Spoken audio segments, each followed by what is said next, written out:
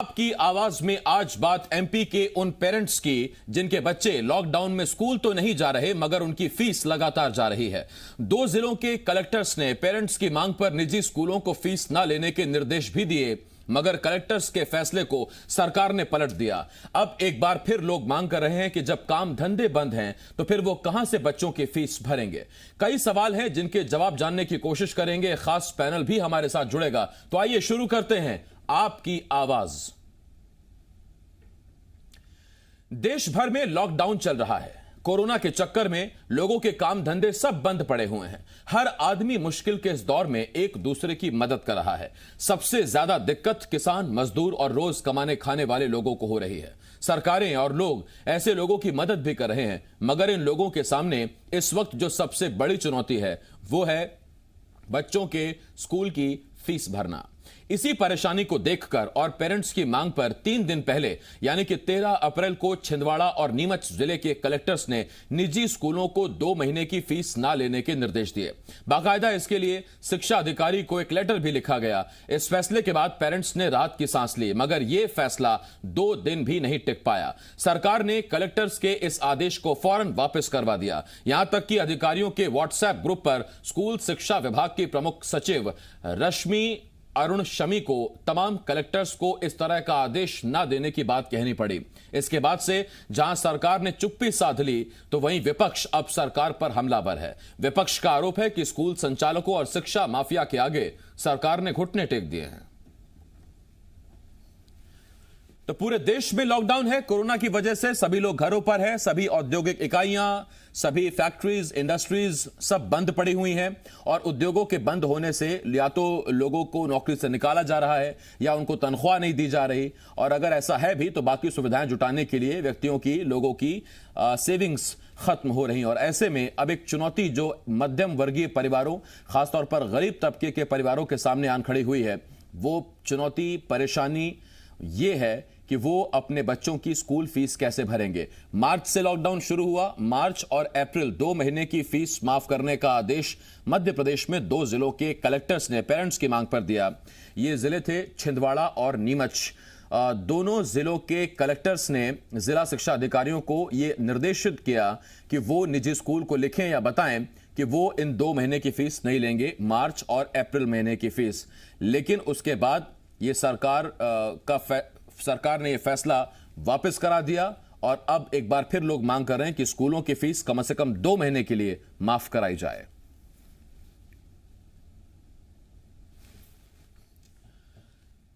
तो एमपी के पेरेंट्स की मांग है कि 2 महीने की फीस माफ हो, कम से कम मार्च और अप्रैल महीने की फीस तो माफ की ही जाए। इसके साथ साथ चूंकि मामला अभी लंबा बढ़ता दिख रहा है तो इसलिए अगर मई की फीस भी माफ हो जाए तो बेहतर है। लॉकडाउन की वजह से सब काम धंधे बंद पड़े हैं। गरीब परिवारों पर अब बच्चों की फीस भारी पड़ रही है। वो अनाज जुटाएं, राशन जुटाएं या बच्चों की फीस चुकाएं। छिंदवाड़ा और नीमच कलेक्टर ने आदेश भी जारी किए थे। स्कूलों को फीस माफ करने के आदेश जारी किए गए थे 2 महीने की, मार्च और अप्रैल के, लेकिन उसके बाद सरकार ने फीस माफी का आदेश वापस करा दिया। एक व्हाट्सएप ग्रुप पर चैट भी वायरल हुई जिसमें जो स्कूल शिक्षा विभाग की प्रमुख सचिव हैं रश्मि अरुण शमी, उनका एक मैसेज भी आया जिसमें उन्होंने कलेक्टर्स को, तमाम जिला अधिकारियों को, शिक्षा अधिकारियों को इस तरह के निर्देश दिए कि वो फिलहाल इस तरह का फैसला ना निकालें। तो बहुत से सवाल हैं जिनके जवाब जानने की हम कोशिश करेंगे। खास पैनल भी अब से कुछ ही देर में हमारे साथ जुड़ रहा है और 2 खास मेहमान हमारे साथ जुड़ रहे हैं। हमारे साथ शिवराज सरकार में स्कूल शिक्षा मंत्री रहे दीपक जोशी जी जुड़ रहे हैं। इसके साथ साथ हमारे साथ कमलनाथ सरकार में मंत्री रहे कमलेश्वर पटेल साहब हमारे साथ जुड़ रहे हैं और हरीश दिवेकर जी मीडिया संवाददाता भोपाल से हमारे साथ जुड़ रहे हैं। मैं आप दोनों मेहमानों का बहुत स्वागत करता हूं, दीपक जी और कमलेश्वर जी। दीपक जी, पहला सवाल मेरा आप ही से है। दीपक जी, तब जबकि आप तमाम वर्गों को राहत देने की कोशिश कर रहे हैं कोरोना संकट काल में, आज ही 2 बहुत अहम फैसले लिए गए। किसानों की जो कर्ज उनके हैं उनकी आपने ऋण माफी कर दी। इसके साथ तमाम जो स्वास्थ्य विभाग के लोग हैं जो लोगों की जान बचाने में लगे हुए हैं, 10,000 रुपए की सर्विस राशि, सेवा राशि आप उन्हें दे रहे हैं बतौर सम्मान, बतौर हौसला अफजाई। तो एक वर्ग ऐसा है, मध्यम वर्गीय और गरीब परिवार, जो आपसे यह मांग कर रहा है कि निजी स्कूलों की फीस माफ करा दीजिए सिर्फ 2 महीने के लिए। इसमें आपत्ति क्या है? नहीं, देखिए, ये विचार मध्य प्रदेश सरकार के पास, क्योंकि सरकार माननीय मुख्यमंत्री जी के नेतृत्व में ही चल रही है। ऐसे दृष्टिकोण में पहला काम सरकार का कोरोना से निपटने का रहा है। अभी मैंने कुछ निजी विद्यालय वालों से चर्चा की थी। उनका ये कहना था कि हम मार्च तक की फीस लेते हैं, अप्रैल मई की फीस हम लेते ही नहीं है। अगर कहीं ली जा रही है तो गलत है। ये हमारे यहाँ के शायद प्रचलन नियमों में ही है। लेकिन फिर भी मैं मानता हूं कि ये फैसला ठीक ही रहेगा कि हम अप्रैल मई की फीस माफ करें। जून में हमारे शैक्षणिक सत्र फिर से शुरू होता है 15 जून से। तो क्या उस वक्त इस फीस को लेना ठीक रहेगा कि नहीं रहेगा, ये निर्णय भी अभी इस बीमारी के लॉकडाउन के ऊपर निर्णय करता है। और मैं भी शायद इस चीज से सहमत हूँ आपके माध्यम से कि इसको हमको करना चाहिए। लेकिन मैंने आपको पहले बताया कि हमारे यहाँ मार्च तक की फीस ली जाती है, अप्रैल की फीस नहीं ली जाती है। प्राइवेट स्कूलों में, निजी स्कूलों में, सरकारी स्कूलों में तो ली ही नहीं जाती है। तो ऐसे दृष्टिकोण में सिर्फ 1 माह की फीस का मामला है। अगर जिन्होंने फीस नहीं ली तो उनको बाध्य नहीं किया जाएगा। मैं शायद सरकार के माध्यम से ये आपके माध्यम से सरकार तक ये बात निश्चित रूप से पहुंचाऊंगा और पूरी कोशिश होगी कि मार्च और अप्रैल की फीस नहीं ली जाए। दीपक जी, इसमें एक सवाल यह है कि लोगों की मांग पर, बीजेपी कार्यकर्ताओं की मांग पर नीमच और छिंदवाड़ा कलेक्टर ने फैसला कर लिया था 4 दिन पहले 13 तारीख को। उन्होंने बाकायदा जिला शिक्षा अधिकारी को इस बात को निर्देशित किया कि वो स्कूलों को कहे कि वो फीस नहीं लेंगे। उसके बाद वो फैसला वापस करा दिया गया। या तो कलेक्टर्स का यह अधिकार नहीं था और आपने इसीलिए फैसला वापस कराया, या फिर उनका अधिकार क्षेत्र था और फिर आपने उसमें न जाने क्या खामी पाई कि फैसला वापस करा दिया। नहीं, देखिए, हमारे यहाँ तो एक बाकायदा कानून बना है। कानून में कलेक्टर के पास एक कमेटी के माध्यम से फीस वृद्धि की बात पहुंचती जरूर है, लेकिन फीस का पूरा मामला कहीं ना कहीं पूरे राज्य पे आधारित है। बहुत बड़ा राज्य मध्य प्रदेश। इस नाते से 2 जगह अगर वो फैसला हुआ है तो उसको संशोधित करने का प्रयास अगर हो रहा है तो मेरे ख्याल से पूरे प्रदेश में लागू हुआ तो इससे पूरे प्रदेश को फायदा मिलेगा। 2 जिले को तो फायदा मिलेगा ही मिलेगा, लेकिन पूरे प्रदेश को फायदा मिलेगा।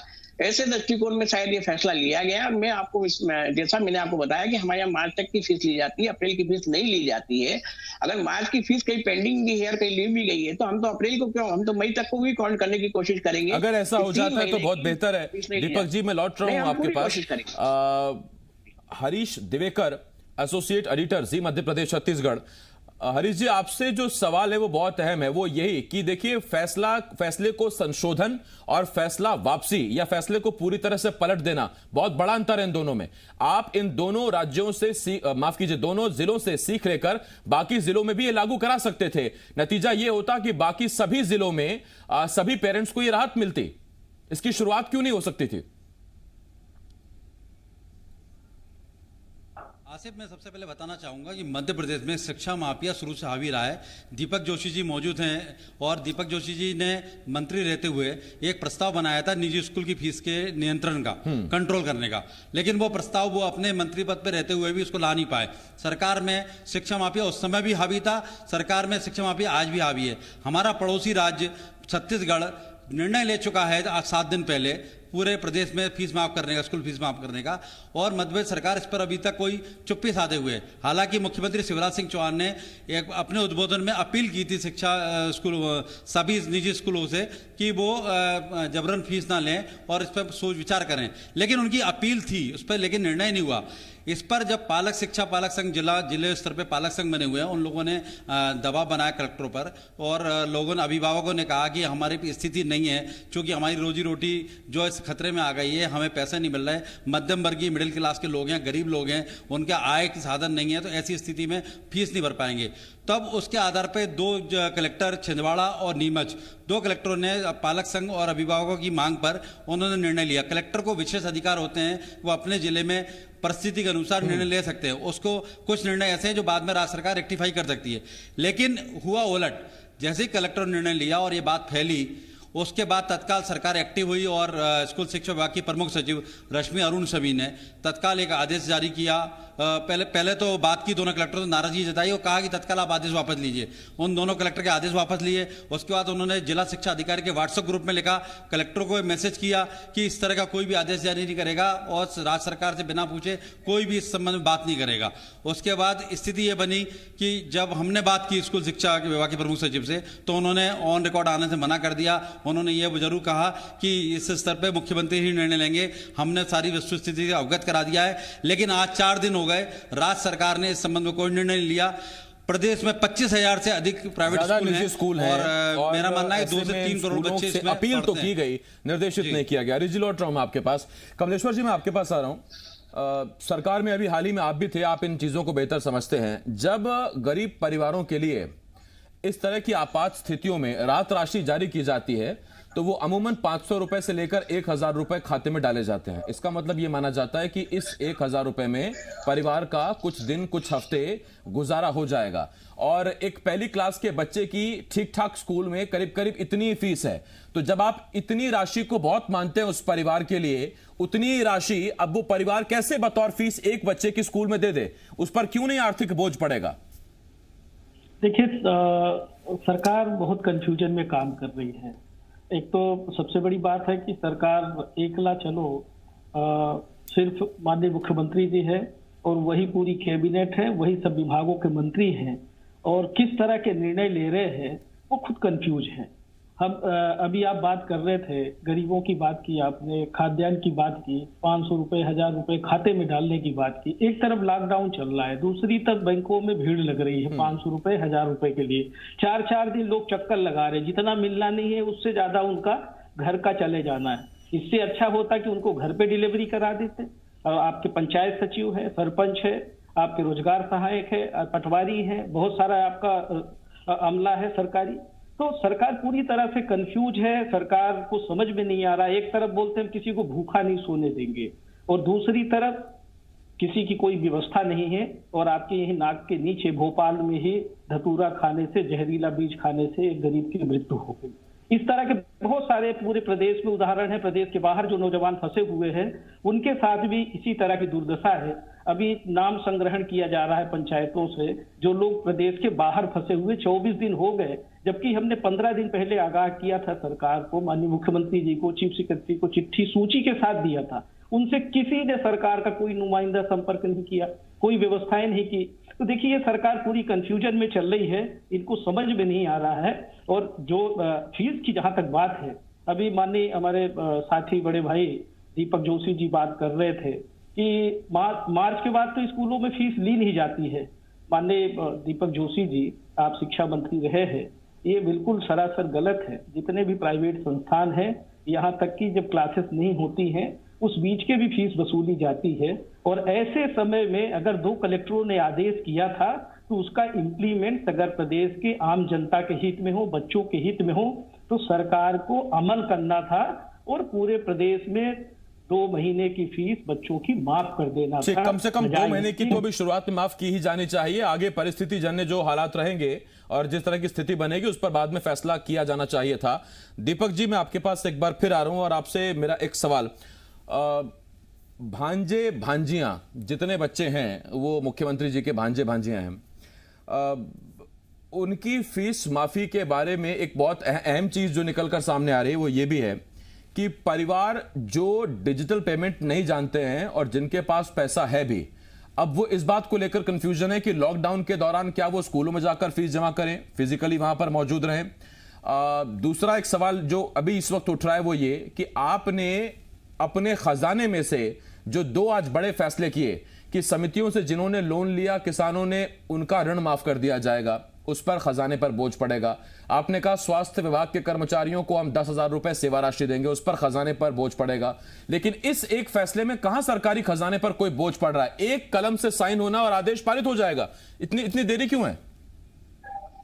देखिए, लोकतांत्रिक व्यवस्था में सबका पक्ष सुनना जरूरी है। ऐसे दृष्टिकोण में जो दो फैसले जो नीमच के और वो हुए, उन फैसले को नवीनीकृत करके मध्य प्रदेश में लागू करना ही सरकार कहने के संकल्पित है। कहीं 2 जगह हो गया, बाकी जगह नहीं होता तो ये ठीक मैसेज भी नहीं जाता। और जैसा मैंने आपसे कहा कि हमारे यहाँ मार्च तक की फीस ली गई है, अप्रैल मई की फीस नहीं ली गई है। तो 1 मई की फीस तो 1 महीने की फीस तो वैसे भी अभी नहीं ली गई है। और सरकार ने पहले जैसे ही कोरोना तो दीपक जी, मैं जानता हूं कि अभी आप सरकार का हिस्सा नहीं है, लेकिन आप बीजेपी की तरफ से आप कह दीजिए कि कोई भी स्कूल अब मार्च तक ही फीस जो गई है, अप्रैल मई की कोई स्कूल फीस नहीं लेगा। आप यहां कह दीजिए। बिल्कुल मैं बीजेपी की तरफ से माननीय मुख्यमंत्री जी के माध्यम से आपको अगर कोशिश कर बताना चाहता हूं कि हम अप्रैल और मई की फीस जो है उसे नहीं लेने देंगे। बच्चों से किसी प्रकार का कोई बर्डन नहीं आएगा।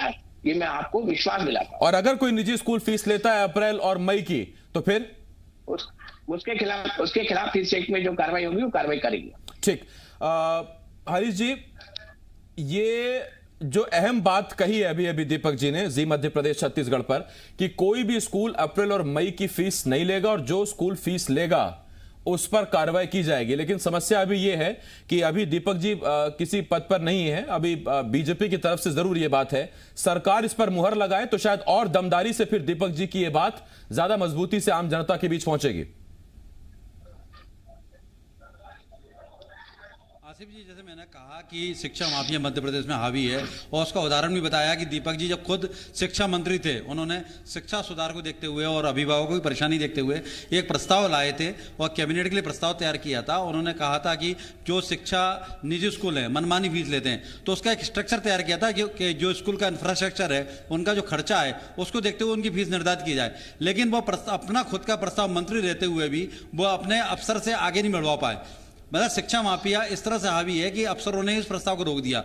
दीपक जोशी ने काफ़ी देर तक लड़ाई लड़ी और काफ़ी लंबे तक सीएम साहब से भी बात की और प्रयास किया, लेकिन वो सफल नहीं हो पाए। दूसरी बात, आसिफ, ये बार बार बोल रहे हैं दीपक जी कि मार्च तक की फीस ली जाती है, लेकिन मैं बताना चाहूँगा मध्य प्रदेश में हमारी बात हुई, कई स्कूलों में बात हुई, पूरे 12 महीने की फीस ली जाती है। जब स्कूल बंद रहते हैं तब भी फीस ली जाती है, और मार्च अप्रैल की फीस माफ करने की बात चल रही है। जो दीपक जी बोले अप्रैल मई की माफ कर देंगे, लेकिन अभी तक क्या दीपक जी इसको माफ कराने के लिए कितना प्रयास करेंगे वो तो अलग बात है, पर वो क्या करा पाएंगे ये बड़ा सवाल है।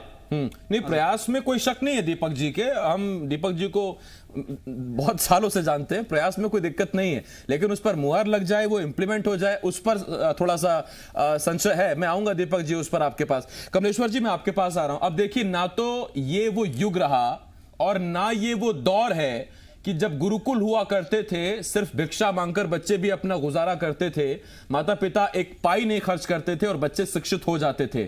आज का तो ये दौर है कि गर्मियों की छुट्टियां अगर 2 महीने की पड़ेंगी और टीचर स्कूल नहीं आएंगे, फिर भी स्कूल के अकाउंट में वो राशि जाती है। और मेरे ख्याल से शायद अकेला सर्विस सेक्टर है जहां कोई काम ना करने पर भी इन 2 महीने की फीस जाती है। तो क्यों नहीं आप इन्हीं को छुट्टियां मानकर उसी में एडजस्ट करके और आप इसको कैंसिल करिए ना, और जब आप पढ़ाना शुरू करेंगे तो फिर हम आपको फीस भी देंगे, क्या दिक्कत है?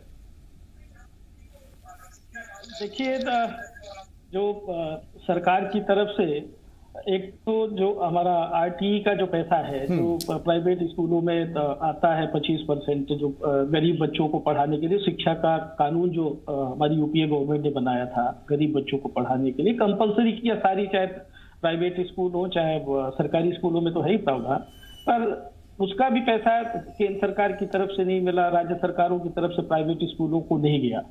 दूसरी तरफ जब हमारी छत्तीसगढ़ की सरकार, दिल्ली की सरकार, अन्य राज्यों की सरकार 2 महीने की फीस माफ कर सकती है, और आगे भी अभी देखिए ये आपका लॉकडाउन कब तक चलेगा, कितने दिनों तक चलेगा, इसका कोई अभी कंफर्मेशन नहीं है।